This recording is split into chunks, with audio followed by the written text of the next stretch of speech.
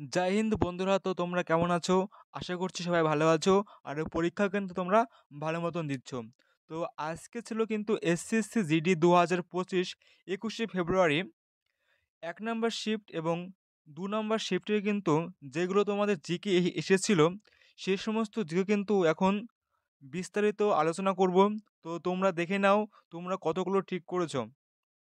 তো বেশি কথা না বলে আমরা প্রশ্নের দিকে যাই। প্রথম প্রশ্ন, তোমাদের প্রথম শিফটে এসেছিল যে ইন্দো তিব্বত সীমান্ত পুলিশের আইটিবিপি এর মহা পরিচালক কে ছিলেন? তাহলে আমাদের অ্যান্সারটা হবে সঞ্জীব রায়না। সেকেন্ড প্রশ্ন, শিগ্ম উৎসব মূলত একটি সর্বজননী উৎসব যা ফাল্গুনের মার্চ পূর্ণিমা তিথিতে উদযাপিত হয়। কোন রাজ্যে এই উৎসব পালন করা হয়? তাহলে আমাদের অ্যান্সারটা হবে গোয়া রাজ্য। 3 নম্বর প্রশ্ন কি, যে প্রধানমন্ত্রী মোদী সম্প্রতি কোথায় 141তম আন্তর্জাতিক কমিটির অধিবেশন তৈরি করেছেন? তাহলে আমাদের অ্যান্সারটা হবে কি মুম্বাই। 4 নম্বর প্রশ্ন কি, নিচের কোনটি মৌলিক অধিকার নয়? মানে তোমাদের অপশনে কিন্তু ছিল, 4টে অপশন ছিল। যদি থাকে সম্পত্তির অধিকার, যদি থাকে তাহলে কিন্তু অ্যান্সারটা হবে সম্পত্তির অধিকার। 5 নম্বর প্রশ্ন কি, তক্ষশিলা কোন মহাজনপদের রাজধানী ছিল? তাহলে আমাদের অ্যান্সারটা হবে কি গান্ধার। 6 নম্বর প্রশ্ন কি, লোসার উৎসব যা মনপা উপজাতিরা উদযাপন করে নিম্নলিখিত কোন রাজ্যের অন্তর্গত? তাহলে আমাদের অ্যান্সারটা বলো, তাহলে কি হবে? অরুণাচল প্রদেশ। 7 নম্বর প্রশ্ন কি, যে ভারতের রাষ্ট্রপতি কর্তৃক আহ্বান করা যৌথ সভায় নিম্নলিখিতের মধ্যে কে সভাপতিত্ব করে থাকেন? তাহলে আমাদের অ্যান্সারটা কী হবে? লোকসভার স্পিকার। 8 নম্বর প্রশ্ন কি, বালকৃষ্ণ বুবা কোন পরিবারের সদস্য, মানে কোন ঘরানার সদস্য? তাহলে কিন্তু আমাদের অ্যান্সারটা হবে গোয়ালিঘর ঘরানা। 9 নম্বর প্রশ্ন কি, যে ভারতের প্রতিবেশী দেশগুলির মধ্যে কোন দেশের জনসংখ্যা সবচেয়ে কম? তাহলে কিন্তু আমাদের অ্যান্সারটা হবে বাংলাদেশ। ঠিক আছে। 10 নম্বর প্রশ্ন কি, যে জম্মু ও কাশ্মীরের রাজ্যপালকে বর্তমান, মানে 2024 সাল অনুযায়ী? তাহলে কি উত্তরটা কি হবে? মনোজ সিনহা। আর দিল্লির আইজি বর্তমান কে? বিনয় কুমার। 11 নম্বর প্রশ্ন কি, যে 20 দফা কর্মসূচি কবে চালু হয়? তাহলে অ্যান্সারটা কি হবে? পঞ্চম পঞ্চবার্ষিকী পরিকল্পনা। 12 নম্বর প্রশ্ন কি, যে ভারতনাট্যম কোন রাজ্যের একটি লোকনৃত্য? তামিলনাড়ু। তারপরে নেক্সট প্রশ্ন, তৃতীয় পঞ্চবার্ষিকী পরিকল্পনা এর ব্যর্থতার অন্যতম প্রধান কারণ কী ছিল? তাহলে আমাদের অ্যান্সারটা হবে 1965 সালের ভারত ও পাকিস্তানের যুদ্ধ এর জন্য। 14 নম্বর প্রশ্ন কি, খেলো ইন্ডিয়া যুব গেমস 2022-এ পাঞ্জাব কতটি পদক জিতেছে? তাহলে কিন্তু আমাদের অ্যান্সারটা হবে 33টি পদক। 15 নম্বর প্রশ্ন কি, তামিলিসাই সৌন্দররাজন 2023 সালে কোথায় লেফটেন্যান্ট গভর্নর ছিলেন? তাহলে আমাদের অ্যান্সারটা হবে পুদুচেরি। নেক্সট প্রশ্ন, যে হিমাচল প্রদেশের লোকনৃত্য কোনটি? অ্যান্সার নটি কায়াং, লুড্ডি, পাওয়াংলি, ঝামাকরা, গিদ্দা, সিন্দিসাম, মুখোশ, ছড়ি, ধামান, চাপেলি, মহাসু, ডাঙ্গি। নেক্সট প্রশ্ন, 17 নম্বর, তক্ষশিলা কোন মহাজনপদের রাজধানী ছিল? অ্যান্সার গান্ধার। সরি, এই প্রশ্নটা রিপিট হয়ে গেছে।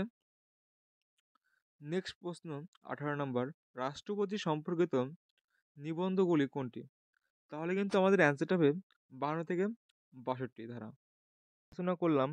এখন আসবো আমরা 21শে ফেব্রুয়ারির সেকেন্ড শিফটের যে সমস্ত দিকে তোমাদের এসেছিলো পরীক্ষায়, সেগুলো এখন কিন্তু আমরা আলোচনা করব।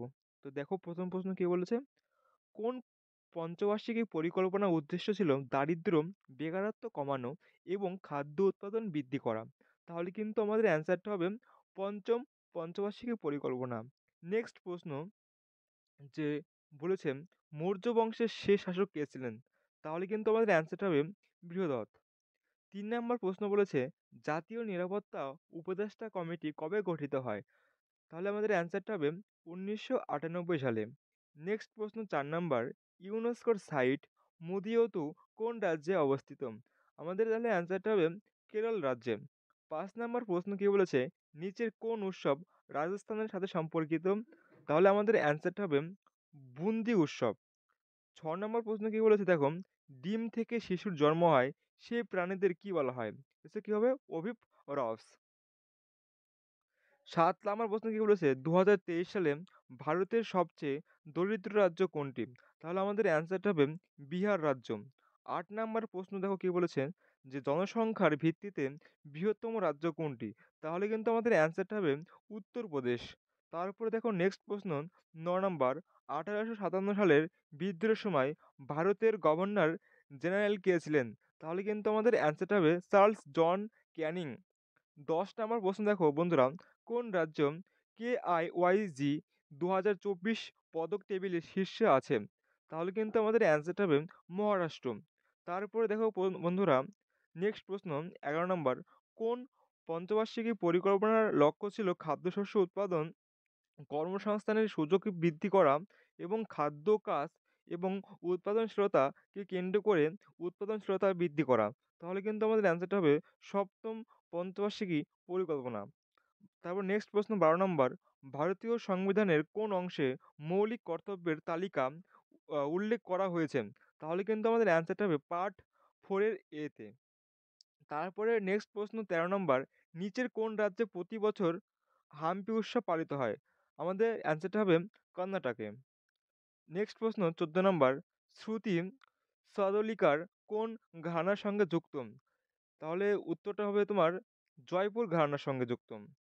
নেক্সট প্রশ্ন ১৫ নম্বর, সুপ্রিম কোর্টের প্রধান বিচারপতিকে অবসান করতে লোকসভা ও রাজ্যসভায় যথাক্রমে কত জনের উপস্থিতি থাকা উচিত? তাহলে কিন্তু আমাদের অ্যান্সারটা হবে লোকসভায় ১০০ জন সদস্য বা রাজ্যসভায় ৫০ জন সদস্যর স্বাক্ষরিত একটি অপসারণ প্রস্তাব স্পিকার বা চেয়ারম্যানের কাছে জমা দিতে হবে। নেক্সট প্রশ্ন ১৬ নম্বর, মৌর্য সম্রাটের কোন শাসককে হত্যা করে পুষ্যমিত্র শুঙ্গ রাজবংশ প্রতিষ্ঠাতা করেছিলেন? তাহলে আমাদের কি হবে আনসারটা? মৌর্য সম্রাট বৃহদত্তকে। তাহলে এই ছিল কিন্তু আমাদের সেকেন্ড শিফটে কিন্তু প্রশ্ন ২১শে ফেব্রুয়ারি। তো ভিডিওটা কেমন লাগলো তোমরা অবশ্যই কমেন্টে জানাবেন। তো অবশ্যই সাবস্ক্রাইব করবেন এই ধরনের ভিডিও পাওয়ার জন্য। তো দেখা হবে নেক্সট ভিডিওতে। জয় হিন্দ, সবাই ভালো থাকবেন।